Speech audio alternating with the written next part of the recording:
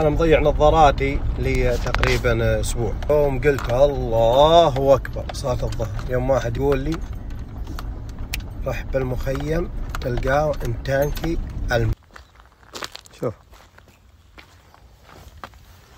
شوفون قسم بالله، شوفون قسما بالله العظيم ضيع لي أسبوع. يوم قلت الله أكبر، يخوي مثل واحد جاني قال نظاراتك، أنا ببالي أتذكر بس ما أدري وين كان نظاراتك. تعرفون حلم اليقظة، خبر يوم توضأ عند تانكي نزلت هنا نسيت مشيت ونسيت الموضوع. تعرفون الحالة اللي تجيك كأنك تسولف مع لك شخص داخل انتو رجال يعني، او انتو شخص تسولف معه، هلا نسيت هلا ما نسيته هلا مدري ايش داخل بالك انت تسولف معه. مدري يوم جيت صغير وانا ارفع يدي خلي صليت الله اكبر، كان يوم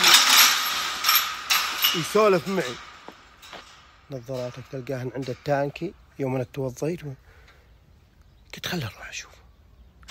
جيت حلال محلهن الله، حلال ما يضيع، يعني الشلي لك ما يضيع، اللي لك الله قاسمه لك ما يضيع مهما كان، واللي مو لك لو انك قابو بديك قابو هاللون يضيع.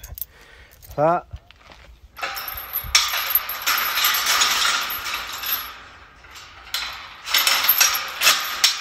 لا تندم على شيء خسرته بهالحياة، فلوس مال سيارات بيوت كل شيء، الله ما مو قاسمه لك، حتى لو انه كان عندك وخسرته والله مو قاسمه لك.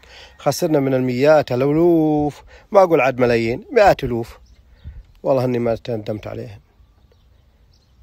لان عندي قناعه ان الله ما هو قاسمه لي خلاص. لو انه معي وكانت بصرافته وبحسابه ومخباي وطارت خسرت خلاص، اترك خلا تولي رح لغيره، توجه شيء ثاني.